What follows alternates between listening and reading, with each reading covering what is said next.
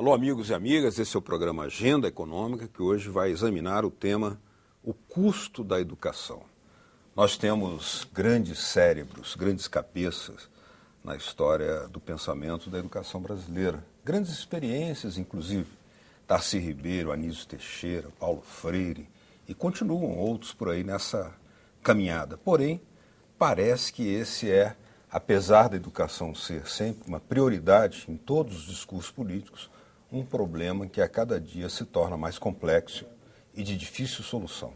Mesmo apesar da ampliação das destinações orçamentárias à rubrica da educação, nós temos ainda problemas não resolvidos.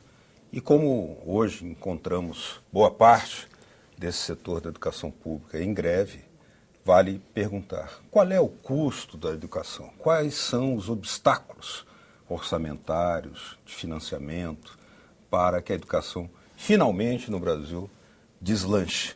Esse olhar econômico, que tem também, uma marca de economia política, é o que está em exame aqui hoje.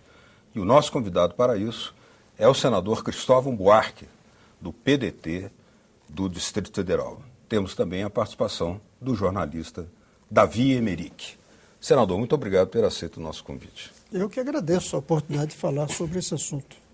No mais recente relatório da Unesco, tem um alerta muito grave de que essa crise financeira, a financeira mundial, começou nos Estados Unidos, agora está na Europa, com desdobramentos que atingem a todos, poderá significar um grave retrocesso nas experiências bem-sucedidas em educação em algumas partes do mundo. Ou seja, mesmo que sejam ainda muito insuficientes os avanços, eles poderão sofrer graves retrocessos.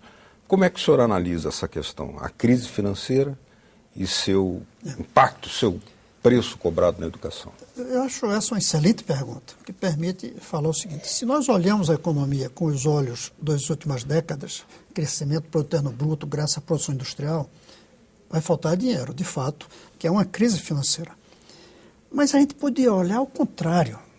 Nós poderíamos olhar que nessa crise de produção, a saída poderia estar em investir em educação. Aliás, o Canadá fez isso alguns anos atrás e o programa do Obama é um pouco isso. Você aumentar o número de professores, você contratar mais cientistas. O Roosevelt fez isso com a guerra. Contrata gente para mandar para morrer na guerra, contrata gente para fabricar tanto de guerra. A gente podia contratar gente para dinamizar a cultura na ciência e tecnologia, na educação, nas atividades culturais em geral. O problema é que isso aqui exige uma nova postura. É a postura, inclusive, de que talvez o produto interno bruto cresça, porque isso não gera produto interno bruto físico, gera um produto maravilhoso da cultura, da imaginação, das artes. Então, alguém teria que sacrificar. Talvez tenha que sacrificar a produção de automóveis. Para que tantos? A gente pode investir em transporte público, que não aumenta o PIB muito. Porque um ônibus aumenta muito menos o PIB do que 60 carros. A gente tem, mais uma vez, nessa crise europeia, a possibilidade de um retrocesso, como a Unesco alerta e é bom, ou a oportunidade de um novo modelo de casamento daqueles fatores que constituem a civilização de hoje, que é democracia política, inovação técnica, crescimento econômico e bem-estar social. Essas quatro coisas que trabalhavam muito bem, a democracia melhorava o avanço técnico melhorava o crescimento melhorava o bem-estar melhorava a democracia, entrou em pane, porque surgiram três fatos novos. A mega concentração de renda, que nunca foi nessa dimensão, os limites ao crescimento e o fato de que as finanças hoje não são mais parte da economia mais. Elas se distanciaram, elas têm uma dinâmica própria. Vamos ter que mudar para fazer um recasamento desses 7 fatores, não mais 4. E aí só tem um jeito: vai ter que dominar o sistema financeiro, vai ter que ajustar o crescimento aos limites de crescimento, vai ter que quebrar essa super, mega concentração de renda, e eu acho que vai ter que tocar no PIB. Não no tamanho, mas na qualidade do PIB. A qualidade. O produto interno bruto tem um tamanho e tem uma qualidade. A do Brasil, por exemplo, ficou grande, mas com uma qualidade ruim, que a gente pode discutir depois. A educação podia ser a saída, e não o que vai pagar o pato. Senador, dizem que o Brasil perdeu o bonde da primeira e da segunda Revolução Industrial. Também teria perdido o bonde da Revolução da Era da Informática na década de 70. E dizem também que a gente estaria passando por um momento da Revolução do Conhecimento. Você acha que a gente está perdendo esse bonde? A gente corre o risco de perder o quarto bonde da história? Está perdendo o bonde, mas está perdendo mesmo. Porque o bonde do futuro é a escola. Eu até diria que o avião, o foguete do futuro. O Brasil, esses últimos resultados que saíram do IDEB, Índice de Desenvolvimento da Educação de Base, mostrando que a nota da escola pública brasileira, onde está a maioria, é 3,7. Imagine qualquer um que está nos ouvindo se o filho chegasse em casa com a nota 3,7. Você ia se preocupar. Ia levar o menino para trabalhos extras, professor particular, alguns até levariam para o psicólogo. Mas a esperada era 5, né? 4,9. A esperada é 5. A média nacional, a média para 2021 é 6, mas no mesmo ano a meta da China é mandar um homem à Lua. Veja como a gente está ficando para trás. E a Índia mandar uma nave para Marte. Para Marte. Então veja como a gente está atrasado. Mas então, esse indicador mostra que nós estamos perdendo o bonde. Porque é o ensino fundamental que permite um bom ensino médio, que permite uma boa universidade, que permite ciência e tecnologia. Nós estamos querendo trabalhar em cima sem trabalhar em base. Estamos falindo. O Brasil foi reprovado. Essa semana, a nota que foi dada do IDEB é uma nota que reprova o Brasil no vestibular do futuro. Agora, a diretora-geral da Unesco, doutora Irina Bokova, ela lançou há pouco tempo um relatório muito duro, alertando para o fato que é o seguinte: se nos países desenvolvidos a crise persistir, nos países pobres, que já tem um abismo em relação aos países ricos, esse abismo poderá avançar. Só que o impacto imediato é o que ela chama de uma nova onda de geração perdida, as crianças sem possibilidade de saírem da miséria, pelo menos pela via da educação. Como é que o senhor encara isso? Primeiro, o diagnóstico é perfeito. Agora vamos dizer a proposta. E eu já conversei com ela mais de uma vez, sobre uma ideia antiga que eu defendo de um plano mundial de investimentos na educação. As pessoas se lembram um pouco de uma coisa chamada Plano Marshall, que era um secretário de Estado americano que fez um plano para recuperar a Europa depois da guerra, e que deu certo. Investiram em indústria e recuperou. O mundo ficou global. E o problema não é mais recuperar a indústria está inteirinha. Assim, essa é uma coisa interessante. As ruínas da modernidade não são cinza, como eram as ruínas da guerra, aquelas coisas destruídas. É uma ruína dourada. A Grécia está quebrada e tem milhares de apartamentos novos fechados. A Espanha também. O que a gente precisa é dinamizar isso. Eu ia dizer tocar fogo, mas tocar fogo pode ser uma metáfora ruim. Tinha que dizer, isso aqui vai ser usado. Vamos discutir como. Hoje, o que poderia ajudar a recuperar tudo isso era um plano Marshall global no social. Aí diz, mas o que é que ganham os países ricos com isso? Vão poder exportar mais computadores.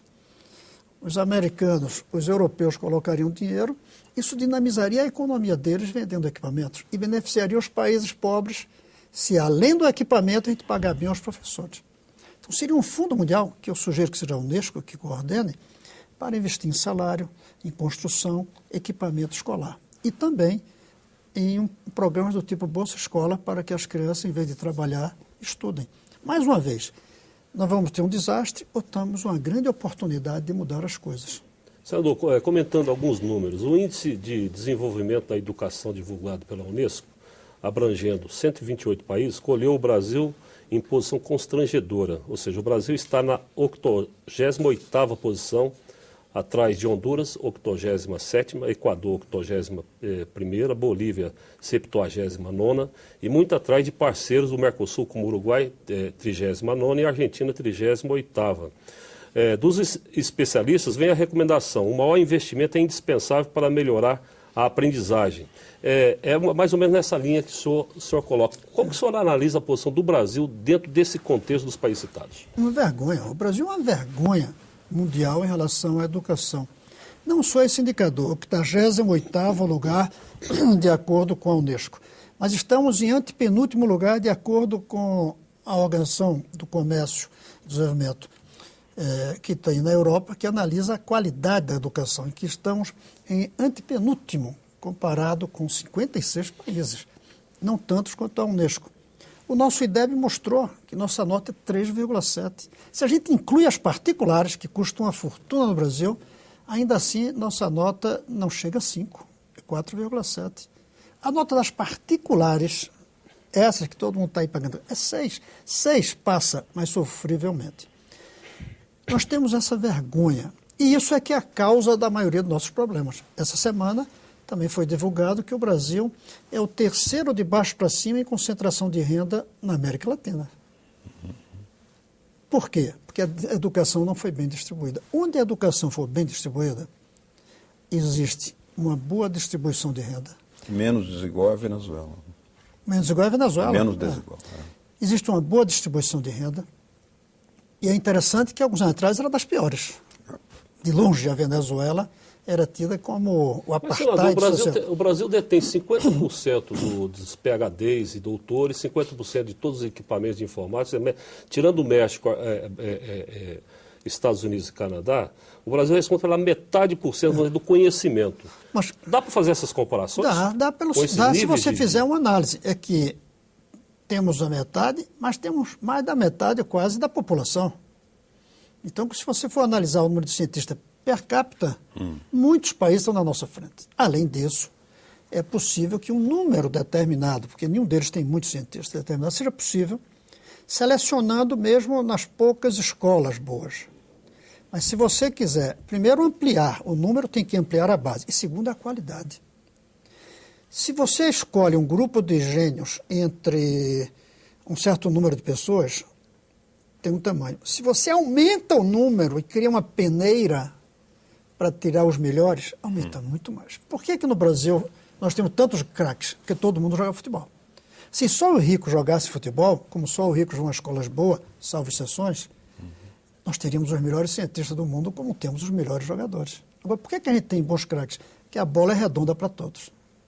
Todos começam a jogar os 4 e só saem de jogar quando querem, quando viram perna de pau. Tem chance até a idade que for. Educação. A bola é quadrada para uns, que tem dinheiro, e redonda para os outros, que é a maioria, fica de fora. Além disso, alguns entram aos 2 anos. Aliás, quando nasce já tem coisas instigando a criatividade, quebra-cabeça e tudo isso.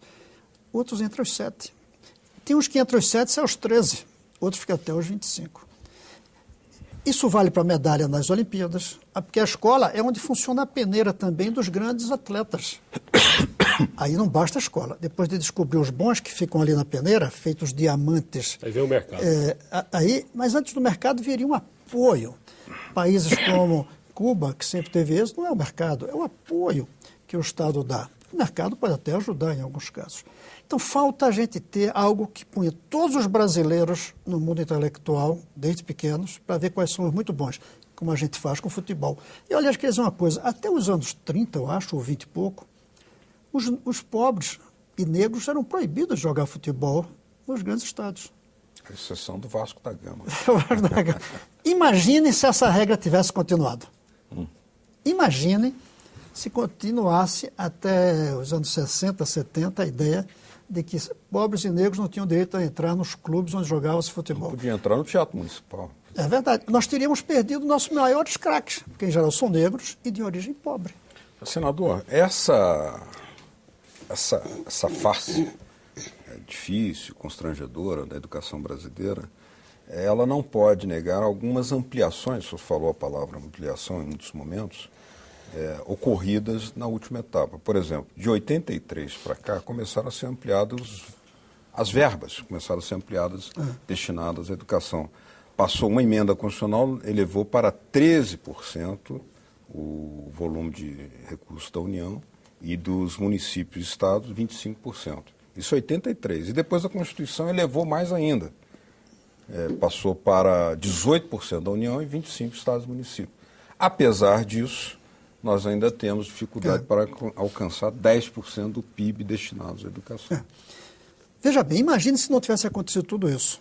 Primeiro ponto. Segundo, não há dúvida que a gente tem melhorado, só que em passos de tartaruga. E as exigências de educação são em passos de lebre. Então, nós estamos melhorando e ficando para trás. Por exemplo, nós estamos melhorando em matrícula. Hoje, no ensino fundamental, quase 97% estão matriculados. 30 anos atrás, ia ser 80%. Me lembro quando eu formulei a ideia da Bolsa Escola, era 80%, mais ou menos, nos anos 80.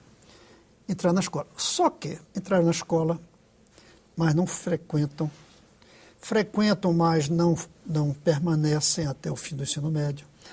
Alguns permanecem, mas não aprendem, terminam o ensino médio sem saber.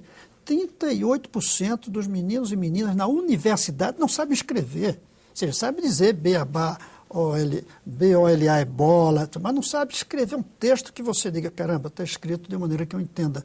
Ou ler e depois repetir para a gente o que leu. Então, faltou como gastar o dinheiro.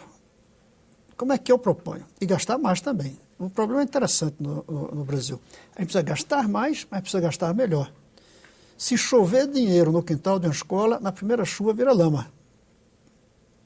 Se cair dinheiro no quintal. Tem que saber como fazer. A minha proposta é que o atual sistema educacional não tem como ele dar o salto. Tem que ser um novo sistema ao lado. O Brizola tentou com os CIEPs. Tem que ser um sistema novo. Eu defendo que esse sistema seja implantado por cidade, porque não dá para implantar de uma vez no Brasil. Não é porque não tem dinheiro, não. Dinheiro você tem, você consegue. Precisa 6,4% do PIB. Os 10% é quando soma em universidade, etc.